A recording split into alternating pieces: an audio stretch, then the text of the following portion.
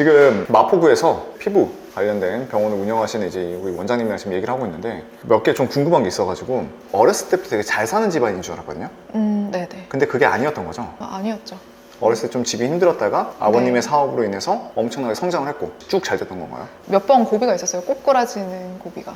아버지가 말 그대로 자수성가하셨던 분이어가지고 그러다 보니까 처음엔 당연히 힘들었고 당연히 가족들까지 당연히 힘들 수밖에 없었고 분명히 부모님이랑 이제 안 그렇게끔 하려고 하셨겠지만 되게 잘 됐어요. 중간에 갑자기 너무 잘 돼서 저희 어머니도 이제 부잣집 사모님 소리 듣고 갖고 싶은 거 있으면 갖고 그러면서 되게 행복했던 때가 딱 2년이었어요. 그때 당시에 2년밖에 안 간다고요? 네. 그러다가 이제 무너졌을 때가 있었거든요. 주변에서 되게 부러움을 받고 살다가 무너지는데 진짜 비참하더라고요. 왜냐면 그렇게 선물들이 주변에서 잘 보고 싶어가지고 인맥 관리하는 차원에서 그렇게 막 명절에서 선물이 오고 이랬었는데 무너지고 나니까 너무 깨끗한 거예요. 네. 사회적으로도 항상 불렀던 자리들에서 제외당하고 막 이런 것들이 있었어요. 나중에는 엄마랑 저랑 이제 막 전단지까지도 돌리고 막 그랬었거든요. 하루에 2,000잔씩 돌렸던 것 같아요. 아 그러니까 부잣집 딸 소리 듣던 내가 집이 갑자기 기울어지면서 전단지까지 돌리는 상황이 온 거예요? 근데 어떻게 다시 일어나셨던 건가요? 저희 어머니가 정말 대단하신 것 같아요. 악착같이 물고 놓질 못하셨어요. 어떻게든 끌어서 당겨가지고 나아가려고 거의 죽기 직전인데도 못 놓고 버텼던 것 같거든요. 어떤 걸 못 났다는 거예요?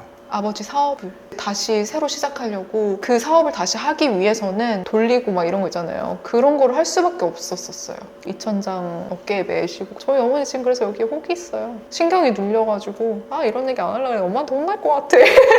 어떻게 그걸 견디고 버틸 수 있었을까요? 저희 가족끼리 되게 단단하게 뭉쳤어요. 서로 되게 격려하고 아니야 될 거야 계속 그 생각밖에 안 했던 것 같아요. 버티다 보니까 결국 되더라고요. 그게 몇 년 걸렸어요? 4년 정도 걸렸던 것 같아요. 우리가 네. 인생에서 가장 절정기 피크를 찍고 떨어져서 암흑의 길을 4년을 버티고 다시 올라오는 거라는 그쵸. 거죠. 네.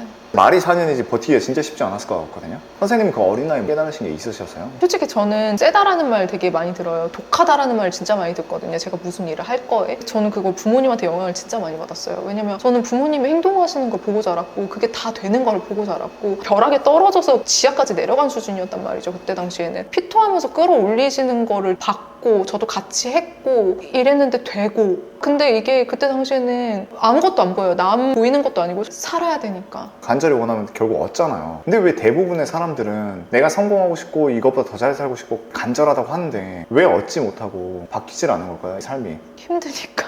그렇게 원하는 걸 얻으려면 정말 앞이 깜깜한 동굴을 몇 년을 지나가서 버텨야 될지를 모르니까요. 불확실성? 이런 것 때문에 내가 이렇게까지 해야 되는 게 맞아? 굳이 이렇게까지 해야 돼? 나 지금도 먹고 살만한데 내가 왜 굳이 이렇게까지 해야 돼? 늙어선 이렇게 못 즐기니까 이런 마인드도 점점 많이 자리 잡고 솔직히 그리고 그만큼 안 하는 것도 있는 것 같아요. 뭘 안 한다는 거예요? 나 했는데도 안 돼 라고 하시는 분들이 있는데 모든 사람들한테 적용되는 말은 아니지만 그만큼 안 했기 때문에 안 된 거라고 저는 생각해요. 그러면 또 이런 생각을 할 수 있을 것 같아요. 너가 도대체 얼마나 대단한 노력을 했기에 우리 이렇게 평가해라는 생각을 할 수도 있을 것 같거든요. 얼마나 대단한 노력을 하신 게 있으세요? 정말 나 이제 이렇게까지 해봤다. 그러니까 이렇게 말을 하면 조금 쉬울까 싶어서 말씀드리는 건데 나중에는 다시 집이 괜찮아져가지고 용돈을 충분히 받았거든요. 맥도날드 가서 밥도 먹을 수 있고 그 맥도날드가 제 집 옆에 24시간 하는 데가 있어요. 겨울이었어요. 치킨 너겟을 먹으면서 공부하려고 공부할 거 들고 횡단보도를 기다리는 기억이 없어요. 깨니까 학교 병원이에요. 저는 제가 몸이 그렇게 힘든지 몰랐어요. 실신을 했더라고요. 저는 뭐 한 가지에 집중을 하고 거기에 미쳐 있으면은 제가 힘든지를 몰라요. 이렇게 한 거면 그래도 열심히 한 건 아닐까요? 누군가 그런 말을 해요. 왜 그렇게까지 해? 제가 하고 싶은 걸 해야 되니까. 갑자기 요새 그런 생각이 진짜 많이 들어요. 사이코처럼 느껴지실 수도 있는데 제가 컴퓨터라는 생각도 한 번씩 해요. 컴퓨터요? 네. 왜요? 내가 일종의 프로그램은 아닐까? 제가 지금 러셀님이랑 얘기를 하고 살짝 춥네요 이런 것도 느끼고 다 제가 하는 거잖아요. 모든 것들이. 제가 없으면은 들을 수도 없고 느낄 수도 없고 아무것도 아닌 거예요. 제가 죽으면 이 세상도 저한테는 끝나는 거거든요. 그럼 결국은 저는 주인공이란 말이죠. 제 삶에. 근데 내가 원하는 걸 왜 못해야 돼? 나 하고 죽을 거야 라는 생각이 되게 강해요. 원하는 거 하려면 쉽게 할 수 없어요. 우리 집이 진짜 재벌이야. 그분들도 쉽게 할 수 없다고 생각을 하거든요. 그분들도 그거를 하기 위해서 정말 많은 뭔가를 한다고 생각을 해요. 그렇기 때문에 그게 되는 사람들이 적은 거고 그렇기 때문에 사람들이 부러워하고 뛰어넘기 어려운 자리인 것 같아 보이는 건데 저는 그게 목표이기 때문에 제가 하기 싫은 거를 하는 거죠. 당연한 거라고 생각을 해요.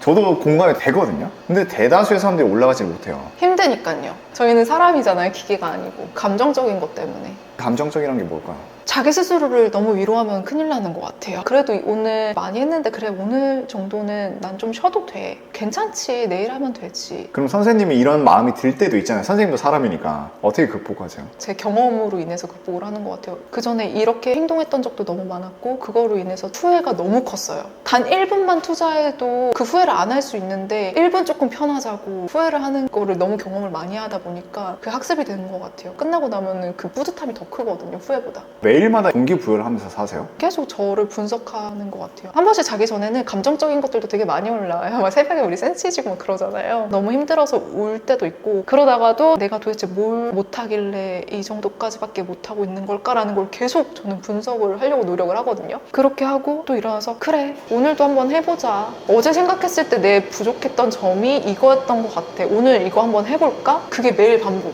우리가 더 올라가고자 하는 데는 다 이유가 각자 다 다를 거라 생각을 하거든요. 저도 되게 성공을 원하는 사람 중에 한 명으로서 더 올라가고 싶은 이유 중 하나가 물질적인 풍요로움을 느꼈을 때 어떠한 또 삶이 펼쳐질까에 대한 궁금함이 있는데 네네. 선생님께서는 이미 충분히 올라갔다고 생각을 하거든요. 타고 있는 차도 그렇고 운영하는 병원도 그렇고 다양한 일들을 하면서 돈으로 인해서 스트레스 받을 일은 거의 없으실 것 같아요. 네네네. 누군가 봤을 땐 다 올라갔다고 생각을 하거든요. 더 올라가려고 지금 노력을 하고 있는 거잖아요. 저는 돈이 아니거든요.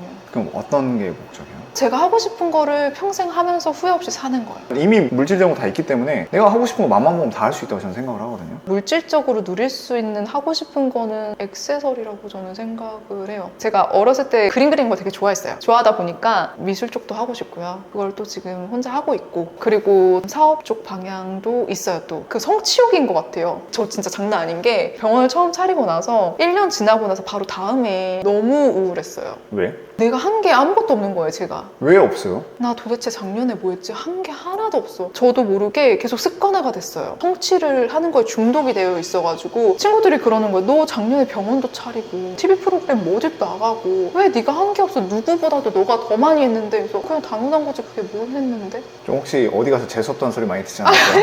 저도 이해가 안 돼요, 솔직히 말해서. 뭘 도대체 얻고자 성취를 계속 하시려는지. 사실은 안 하려고 그랬는데 얘기 안 하려고 했는데 할게요. 저는 뭐가 됐든 간에 항상 행동으로 먼저 보여주고 입 터는 사람이라서 여기서 말을 하기가 좀 꺼려했던 게 사실이에요. 나중에 그걸 못할까 봐. 제가 동물을 되게 좋아해요. 너무 길에 유기하는 동물들이 너무 많잖아요. 미치겠는 거예요, 그거 때문에. 그래가지고 후원 안 받고 제 자본으로 센터를 운영을 하고 싶은 게 그게 최종 목표. 그러고 죽으면은 저는 후회가 없을 것 같아요. 충분히 저도 이해가 돼요. 저도 이제 반려동물을 키우고 있고 그 마음 충분히 이해를 하는데도 언제부터 그런 마음이 생기셨어요, 그럼? 사실은 제가 키우던 강아지가 죽었거든요. 14살까지 살다가. 그때부터 그런 게 강해졌던 것 같아요. 영향력 있는 사람이 되면 사람들이 이거에 대해서 좀 다시 한번 생각해 볼 수 있지 않을까? 그 독거노인 분들한테도 감정적인 존재가 될 수도 있고 그분들이 일찍 가시면 강아지는 그 돌아갈 곳을 저희 센터한테 만약에 나중에 하게 된다면 그런 생각까지 하고 있었어요. 어렸을 때 은근히 따돌림을 당하면서 꾸미는 거에 대한 결핍이 되게 심하셨잖아요. 네네. 경제적으로 이제 어느 정도 안정권을 왔을 때는 명품을 사고 그런 게 되게 재밌었을 거 아니에요. 좋았죠. 그럼 어느 순간 이게 더 이상 부질없구나를 느꼈던 계기가 있으세요? 제가 너무 가짜로 느껴졌어요. 그게 언제였어요? 독일 가기 전에 패배자 삶을 살고 있을 때 겉만 화려한 거예요. 겉만 명품이고 아무것도 아닌 사람이더라고요. 제가 그때 느꼈을 때 이게 필요가 없는 건데 이런 거 진짜 다 부질없는데 사람 자체가 그냥 진짜인 사람이 되면 이런 것들은 너무 따라오는 것들인데 근데 왜 오늘 하필 명품을 입고 오신 건가요? 이거는 집에 굴러다니는 거.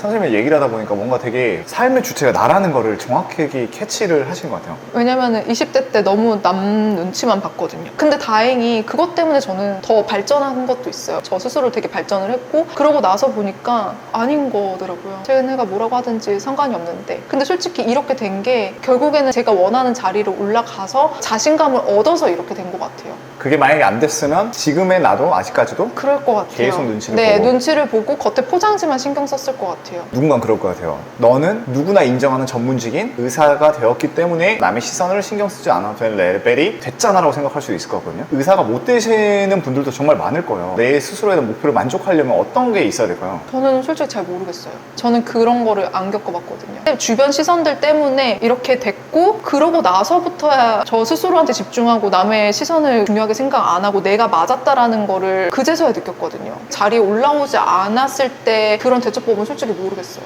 남의 시선도 남의 시선이지만 어차피 그 결핍조차도 제가 느끼는 결핍이잖아요. 그 결핍을 채우려고 하겠죠. 모든 행동이 저는 후회를 생각을 해요. 생뚱맞은 얘기일 수도 있는데 부모님이 돌아가시면 그 전에 했던 행동들이 저한테 상처가 돼서 돌아오거든요. 결국에는 후회잖아요. 될 수 있으면 가족들이랑 말할 때도 최대한 말도 조심하려고 하고 가장 친한 친구한테도 최대한 말을 조심하려고 해요. 모든 행동의 초점은 저는 후회를 하지 않는 거에 초점이 맞춰져 있어요. 부모님께서 나중에 돌아가셨을 때 내가 그때 조금만 더 잘할 거야. 네. 그렇게 살고 싶지 않다는 거잖아요. 네. 그래서 항상 최선을 다하려고 노력을 하는데 항상 허점은 있더라고요. 그래도 그렇게 하기 때문에 내 삶이 계속해서 발전하고 있다.